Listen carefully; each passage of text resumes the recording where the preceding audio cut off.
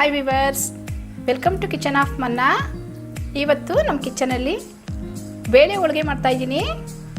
ಎಲ್ಲರಿಗೂ ಇಷ್ಟ ಆಗುವಂಥ ಬೇಳೆ ಹೋಳಿಗೆನ ಹೇಗೆ ಮಾಡೋದು ಅಂತ ನೋಡೋಣ ಬನ್ನಿ. ನೀವು ನಮ್ಮ ಚಾನಲ್ ಸಬ್ಸ್ಕ್ರೈಬ್ ಮಾಡ್ಕೊಂಡಿಲ್ಲ ಅಂದರೆ ನಮ್ಮ ಚಾನಲ್ ಸಬ್ಸ್ಕ್ರೈಬ್ ಮಾಡ್ಕೊಳ್ಳಿ.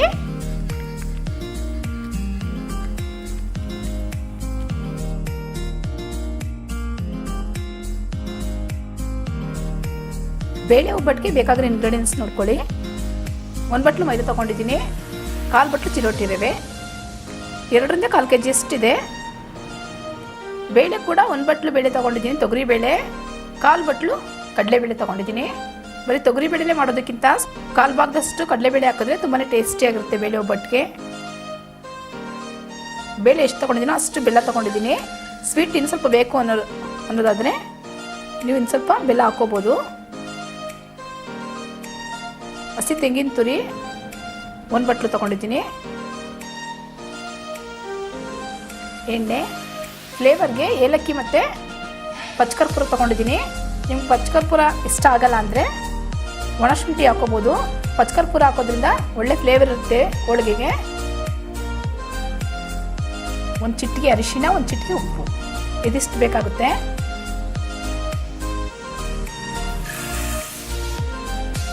ತೊಗರಿಬೇಳೆ ಮತ್ತು ಕಡಲೆಬೇಳೆನ ಒಂದು ಸ್ವಲ್ಪ ತೊಳ್ಕೊಂಡು ಕುದಿ ನೀರೊಳಗಡೆ ಹಾಕ್ತಾಯಿದ್ದೀನಿ. ಒಂದು ಕುದಿ ಬರ್ತಾ ಇರೋ ನೀರಿಗೆ ತೊಳೆದಿಟ್ಕೊಂಡಿರೋಂಥ ಬೇಳೆ ಹಾಕ್ತಾಯಿದ್ದೀನಿ. ತೊಗರಿಬೇಳೆ ಮತ್ತು ಕಡಲೆಬೇಳೆ.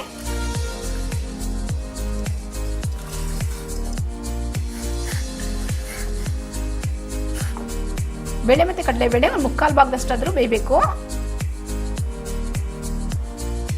ಬೇಳೆ ಬೇಯೋಷ್ಟರಲ್ಲಿ ಕಣಕ ಕಲಸಿಟ್ಕೋತಾ ಇದ್ದೀನಿ. ಕಣಕಕ್ಕೆ ಮೈದಾ ಹಿಟ್ಟು ಹಾಕಿದ್ದೀನಿ,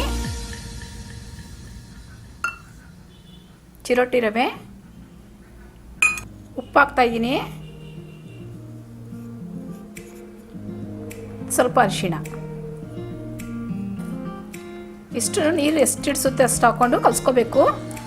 ಚಪಾತಿ ಹಿಟ್ಟಿಗಿಂತ ಸ್ವಲ್ಪ ತೆಳ್ಳೆ ಕಲಿಸ್ಕೊಂಡ್ರೆ ಸಾಕು.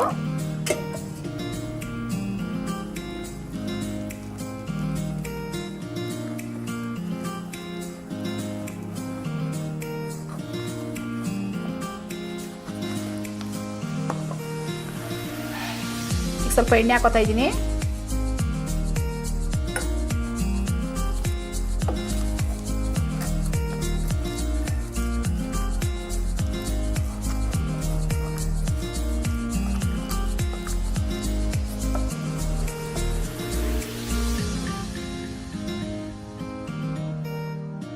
ಇಪ್ಪತ್ತು ನಿಮಿಷನಾದರೂ ಕಣಕ ನೆನಿಬೇಕು.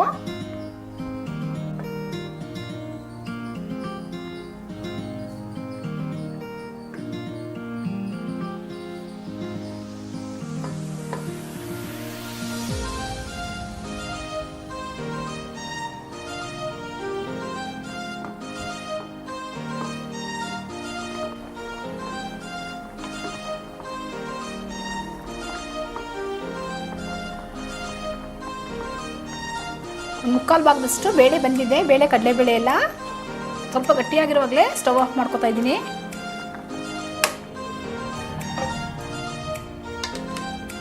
ಇದನ್ನ ಸೋಸ್ಕೊತಾ ಇದ್ದೀನಿ.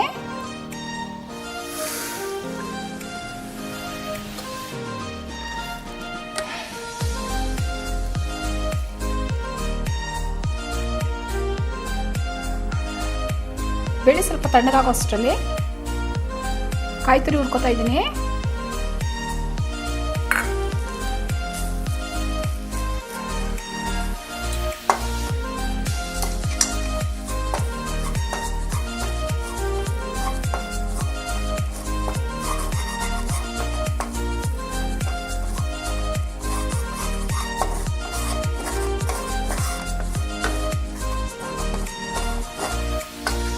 ಕಾಯಿ ತುರಿ ಸ್ವಲ್ಪ ಕೆಂಪಗಾದ್ಮೇಲೆ ಬೇಯಿಸ್ಕೊಂಡಿರೋ ಬೇಳೆ ಕೂಡ ಒಳಗಡೆ ಹಾಕ್ತಾ ಇದ್ದೀನಿ ಕಾಯಿ ಜೊತೆ.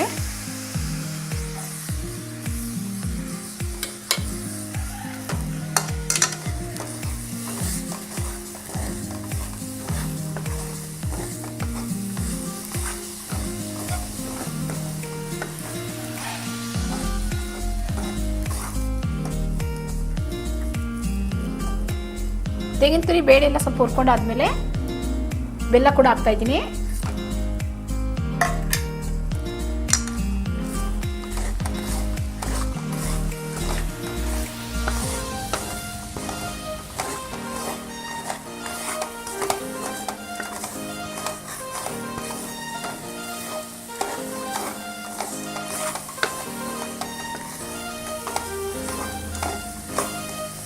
ಚೆನ್ನಾಗಿ ಮಿಕ್ಸ್ ಆಗಿದೆ. ಸ್ಟವ್ ಆಫ್ ಮಾಡಿಕೊಂಡು ಸ್ವಲ್ಪ ತಣ್ಣಗಾಗಬೇಕಿದ್ದು, ಆಮೇಲೆ ರುಬ್ಕೋಬಹುದು. ಬೇಳೆ, ತೆಂಗಿನ ತುರಿ, ಬೆಲ್ಲ ತಣ್ಣಗಾಗಿದೆ. ಇದನ್ನು ಮಿಕ್ಸರ್ ಜಾರ್ಗೆ ಹಾಕೋತಿದ್ದೀನಿ.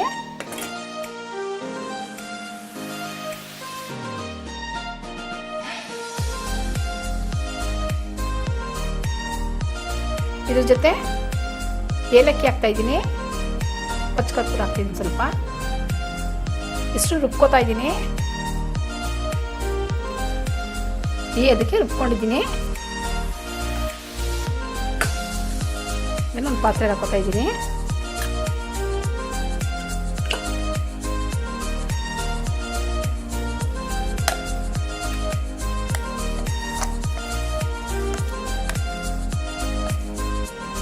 ಕಣಕ ಕೂಡ 20 ನಿಮಿಷ ಚೆನ್ನಾಗಿ ನೆನೆದಿದೆ. ಇವಾಗ ಕಣಕನ ಚೆನ್ನಾಗಿ ನಾದ್ಕೋತಾ ಇದ್ದೀನಿ. ಕಲಸುವಾಗ ಇಷ್ಟು ಮಾತ್ರ ಕಲಸಿಟ್ಟಿದ್ದೆ. ಈಗ ಚೆನ್ನಾಗಿ ನಾದ್ಕೋಬೇಕು. ಚೆನ್ನಾಗಿ ನೆನೆದಿರುತ್ತೆ. ಇವಾಗ ನಾದ್ಕೊಳ್ಬೋದು.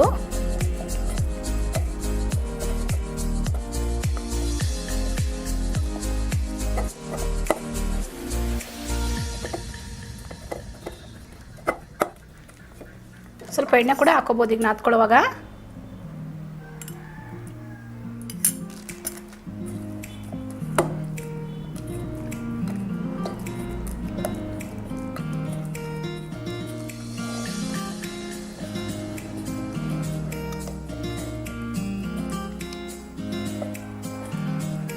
ಯಾವುದೇ ಹೋಳಿಗೆ ಮಾಡುವಾಗಲೂ ಸ್ವಲ್ಪ ಎಣ್ಣೆ ಮುಂದೆನೇ ಇರಬೇಕು.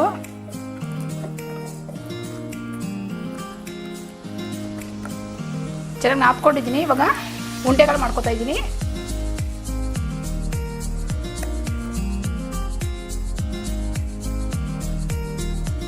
ಹೂರ್ಣ ಕೂಡ ಉಂಡೆಗಳಾಗಿ ಮಾಡ್ಕೊತಾ ಇದ್ದೀನಿ.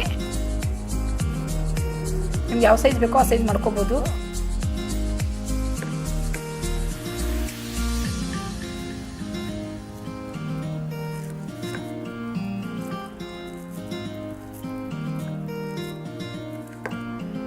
ಉಂಡೆಗಳು ರೆಡಿ ಮಾಡ್ಕೊಂಡಿದ್ದೀನಿ. ತವ ಬಿಸಿಯಾಗಿ ಇಟ್ಟಿದ್ದೀನಿ. ಒಂದು ಬಾಳೆ ಎಲೆ ಮೇಲೆ ಸ್ವಲ್ಪ ಎಣ್ಣೆ ಹಾಕ್ಕೊಂಡು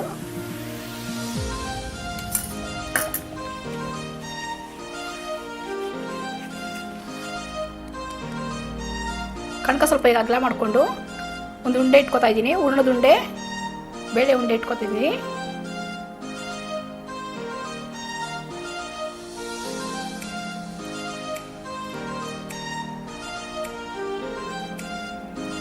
ಈಗ ರೆಡಿ ಮಾಡಿ ಇಟ್ಕೊತಾ ಇದ್ದೀನಿ.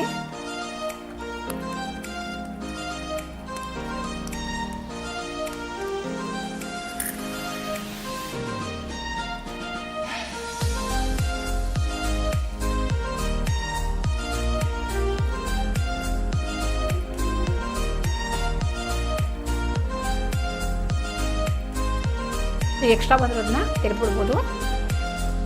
ಎಷ್ಟು ಇಟ್ಬೇಕೋ ಅಷ್ಟು ಇಟ್ಕೊಂಡು ಎಕ್ಸ್ಟ್ರಾ ತೆಗೆದಿಟ್ಬಿಡ್ಬೋದು.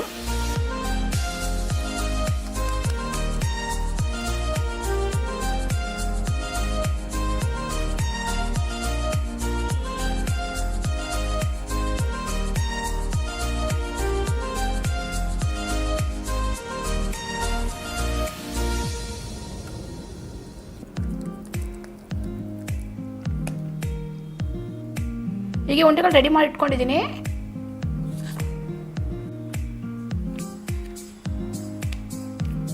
ಈಗ ಒಳಗೆ ತಟ್ಕೊತಾ ಇದ್ದೀನಿ ಬಾಳೆ ಎಲೆ ಮೇಲೆ ಇಟ್ಕೊಂಡು.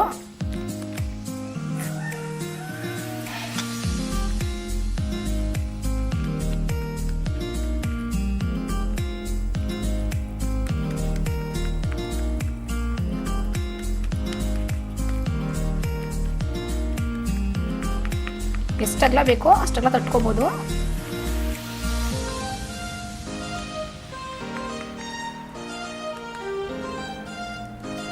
ರೆಡಿಯಾಗಿದೆ. ತವ ಕೂಡ ಬಿಸಿಯಾಗಿದೆ. ಸ್ವಲ್ಪ ಎಣ್ಣೆ ಹಾಕೋಬೇಕು. ತೊಟ್ಕೊಂಡಿರೋ ಹೋಳಿಗೆನ ತವ ಮೇಲೆ ಹಾಕ್ತಾ ಇದ್ದೀನಿ.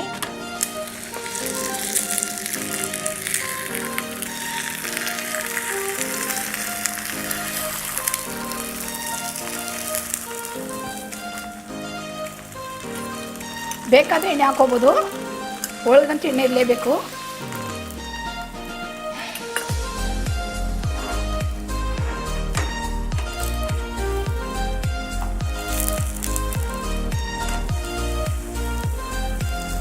ಪುರಿ ಸಿಮ್ಮಲ್ಲಿ ಇಟ್ಕೊಂಡು ಬೇಯಿಸ್ಕೋಬೇಕು.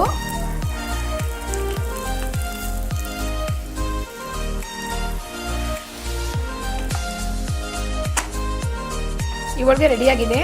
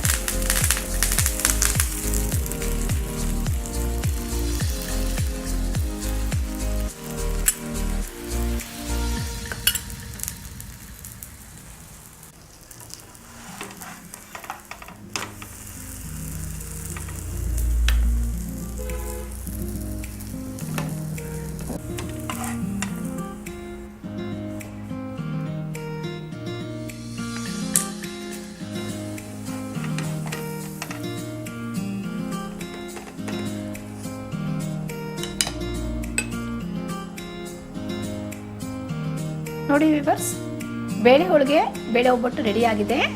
ತುಂಬಾ ಟೇಸ್ಟಿಯಾಗಿರುತ್ತೆ. ನೀವು ಒಂದ್ಸಲ ಟ್ರೈ ಮಾಡಿ ನೋಡಿ. ಈ ವಿಡಿಯೋ ನಿಮ್ಗೆ ಇಷ್ಟ ಆದರೆ ನಮ್ಮ ಚಾನಲ್ನ ಸಬ್ಸ್ಕ್ರೈಬ್ ಮಾಡಿ, ನಮ್ಮ ವಿಡಿಯೋ ಲೈಕ್ ಮಾಡಿ, ಶೇರ್ ಮಾಡಿ. Thanks for watching.